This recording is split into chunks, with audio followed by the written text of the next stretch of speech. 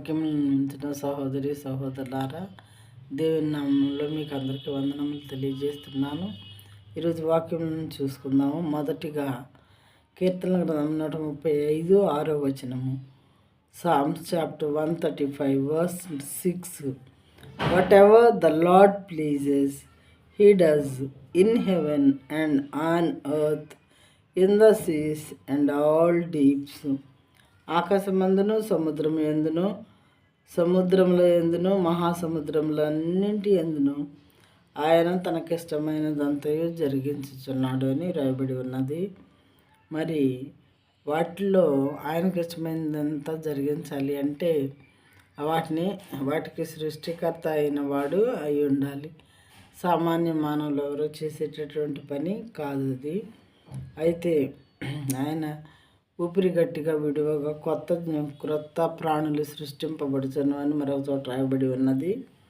అయితే మనం సముద్రాల్లో గమనించినట్లయితే ఇప్పుడు అనేకమైన నూతనమైనటువంటి జీవులను చూస్తూ ఉన్నాము.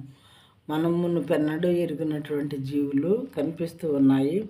అలాగే భూమి మీద కూడా రకరకాల ప్రాణులు కనిపిస్తూ ఉన్నాయి. ప్రియమైన వాళ్ళారా, వాటిని ఇంతకుముందు మనం ఎప్పుడూ చూడలేదు.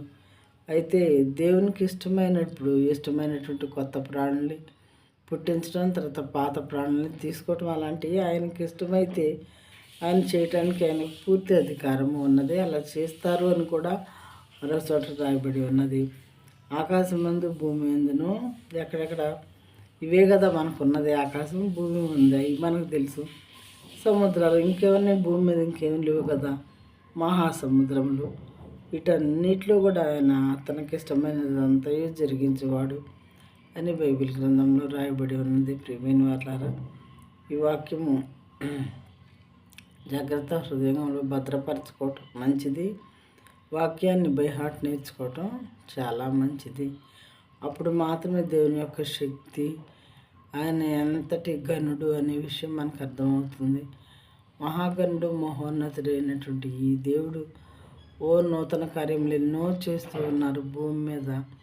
అవి గమనించుకునే వాళ్ళకి అర్థమవుతాయి. వాక్యం తెలిసిన వాళ్ళకు మాత్రమే అర్థమవుతాయి. ప్రియమైన వాళ్ళారా,